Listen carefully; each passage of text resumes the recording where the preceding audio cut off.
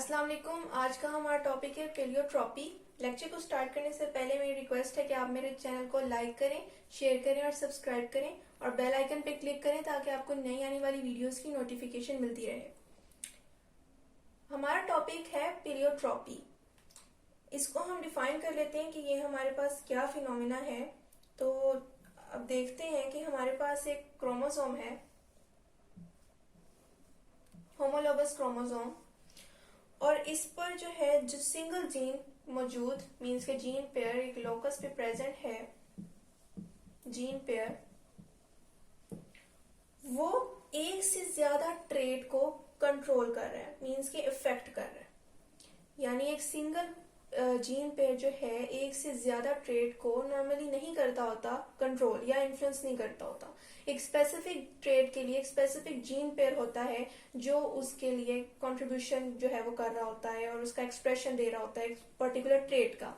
लेकिन ऐसे फिनोमिना में जिसमें एक सिंगल जीन पेयर जो एक होमोलोगस क्रोमोसोम पर एक पर्टिकुलर लोकस पे प्रेजेंट है वो एक से ज्यादा ट्रेट को जो है इन्फ्लुएंस कर रहा है या इफेक्ट कर रहा है, उस फिनोमिना को हम पेलियोट्रॉपी कहते हैं। और ऐसे जीन को जो मल्टीपल फिनोटिपिक इफेक्ट दे, फिनोटिपिक इफेक्ट मल्टीपल, इस टर्म को हम देख लेते हैं, मल्टीपल फिनोटिपिक इफेक्ट मीन्स के एक से ज्यादा अपीयरेंस के लिए जो है रिस्पॉन्सिबल हो। जैसे कि हाइट के लिए भी रिस्पॉन्सिबल एक ही जीन पेयर हो, मीन्स के वो ही जीन पेयर हमारे पास जो है कलर के लिए भी रिस्पॉन्सिबल हो। यानी डिफरेंट फिनोटिपिक जो है इफेक्ट्स हैं, ये अपीयरेंस हैं, तो इसलिए मल्टीपल फिनोटिपिक इफेक्ट वाले जीन को हम पेलियोट्रॉपिक कहते हैं। तो अब हम इसको डिफाइन कर लेते हैं इस डिस्कशन की बेसिस पर कि हमारे पास पेलियोट्रॉपी क्या है।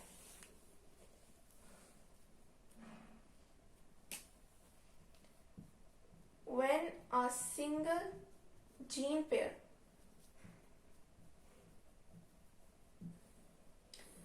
affects two or more traits,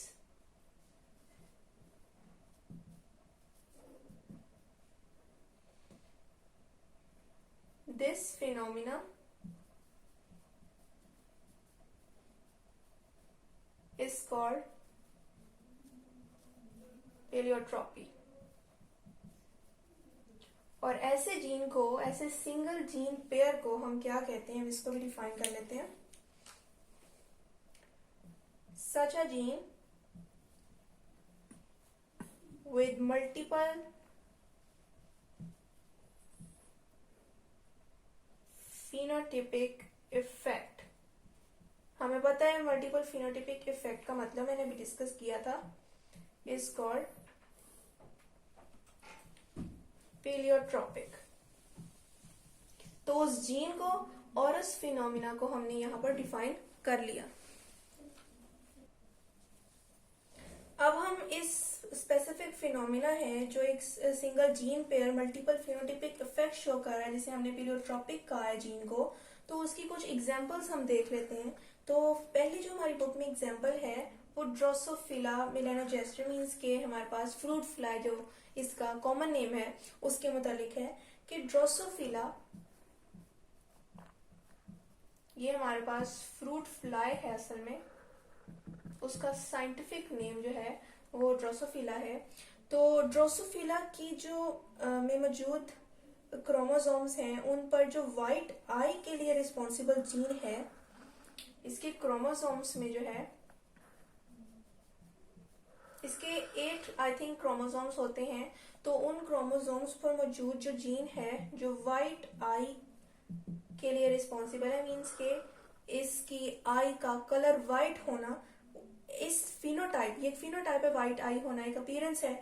इस फिनोटाइप के लिए जो जीन हमारे इसके पास रिस्पॉन्सिबल है वो ना सिर्फ व्हाइट आई को ही कंट्रोल कर रहा है, उसके लिए इन्फ्लुएंस कर रहा है, बल्कि स्पर्म स्टोरिंग ऑर्गन, इसके पास एक स्पर्म स्टोरिंग ऑर्गन है,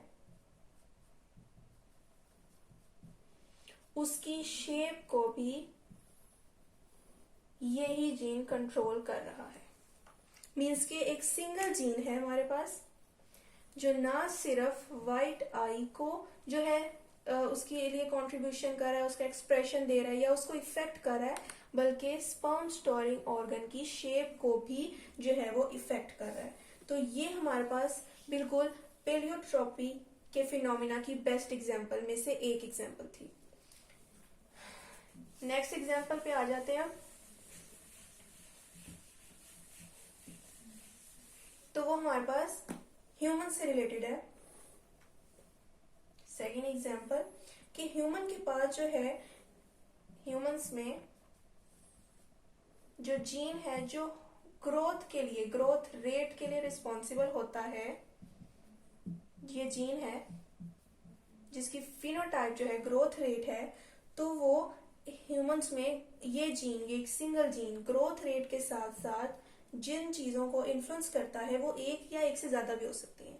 अभी हमने ड्रोसोफिला में देखी तो वहां पर सिर्फ एक जीन दो ट्रेट्स को कर रहा था इफेक्ट या इन्फ्लुएंस, लेकिन मैंने डेफिनेशन में क्या लिखा है कि एक सिंगल जीन टू और मोर ट्रेट को इफेक्ट करे, तो ऐसे फिनोमिना को हम पीलियोट्रॉपी कहते हैं। मीन्स कि ये जरूरी नहीं है कि दो ही हो या तीन ही हो, टू और मोर का हमने कहा है तो यहाँ पर मैनी का भी हम कह सकते हैं। तो इसकी एग्जांपल हमारे पास यही है ह्यूमंस की कि इसमें जो जीन है जो ग्रोथ रेट के लिए रिस्पॉन्सिबल है वो हमारे पास दो और चीजों के लिए भी रिस्पॉन्सिबल होता है, जो कि वेट है और साथ ही साथ हाइट। ये जीन इन दोनों फिनोटाइप्स को भी कंट्रोल कर रहा है या इन्फ्लुएंस कर रहा है। तो ये भी हमारे पास एक बेस्ट एग्जांपल है पीलियोट्रॉपी की। लास्ट हम एग्जांपल देख लेते हैं जो कि काफी इंटरेस्टिंग है। वो कैट से मुतालिक, मीन्स के एनिमल से रिलेटेड है। कैट्स में जो क्रोमोसोम्स होते हैं उनमें जो उनके लोकस, उनके क्रोमोसोम्स पर मौजूद लोकस जो है उनमें अगर ये अलील आ जाए, ये डोमिनेंट अलील है, ये हमारे पास डोमिनेंट अलील है। अगर किसी स्पेसिफिक क्रोमोसोम के लोकस पर ये डोमिनेंट अलील आ जाए तो ये क्या जो है उसमें कंट्रीब्यूशन करेगी उसकी अपीयरेंस में, मीन्स कि उसके फिनोटिपिक जो है ट्रेट क्या होंगे, वो होंगे इस डोमिनेंट अलील की वजह से कि उस कैट के जो फर हैं वो प्योर वाइट होंगे। ये सिर्फ इस एक अलील की वजह से, ये डोमिनेंट अलील की वजह से ये इफेक्ट हो रहा है। और साथ ही साथ वो कैट डेफ होगी, मीन्स के वो सुनने की एबिलिटी नहीं रखती होगी। ये अभी सिर्फ इस डोमिनेंट अलील यानी कैपिटल डब्ल्यू की बात हो रही है। लेकिन ऐसा इन अ केस कि अगर उस एक ऐसी कैट है जिसके पास कैपिटल डब्ल्यू की जगह स्मॉल डब्ल्यू है, दो शो कर रही हूँ, दो कैपिटल, पहले मैटर में दो कैपिटल थे, मैंने एक को शो कर दिया क्योंकि वो डोमिनेंट था, यहाँ पर मैं किसी एक को भी शो करूँ तो ठीक है। ये होमोजाइगस केस बन गया है हमारे पास, होमोजाइगस रिसेसिव। ये मैंने आपको पहले लेक्चर में अपने बताया है कि होमोजाइगस रिसेसिव हमने क्यों कहा है, दोनों लोअर केस लेटर्स हैं तो इसीलिए रिसेसिव, मीन्स के रिसेसिव जो है ट्रेट हमेशा मास्क हो जाता है।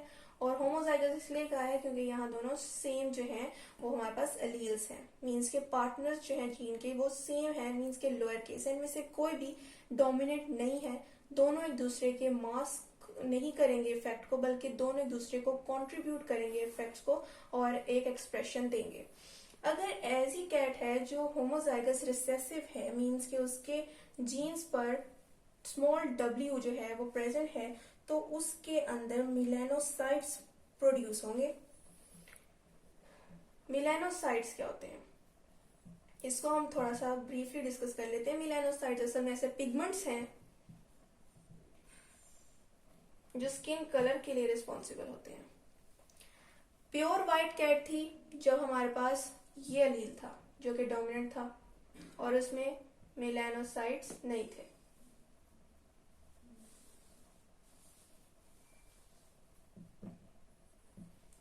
इसीलिए वो प्योर वाइट थी, कोई पिगमेंट नहीं है जो कोई कलर दे, इसीलिए वो प्योर वाइट थी। लेकिन यहाँ पर एक ऐसा अलील जो रिसेसिव है ऊपर से होमोजाइगस है, तो ऐसा एलील जो है वो रिस्पॉन्सिबल है for the production of melanocytes, ऐसे पिगमेंट्स हैं जो स्किन कलर के लिए रिस्पॉन्सिबल हैं। यानी ये बात क्लियर है कि ऐसी कैट में जिनके पास ये जीन पेयर है वो वाइट नहीं हो सकती, क्योंकि उसमें पिगमेंट्स प्रोड्यूस होने की कैपेबिलिटी है, तो वो कोई ना कोई कलर जरूर शो करेगी। और साथ ही साथ ये कंट्रीब्यूट करेगा जीन पेयर उसके हेयर सेल्स, जो उसके इनर ईयर में मौजूद हेयर सेल्स हैं, इनर ईयर में मौजूद हेयर सेल्स, उसमें कंट्रीब्यूशन देगा जो कि साउंड को फिर सेंस कर सकेंगी।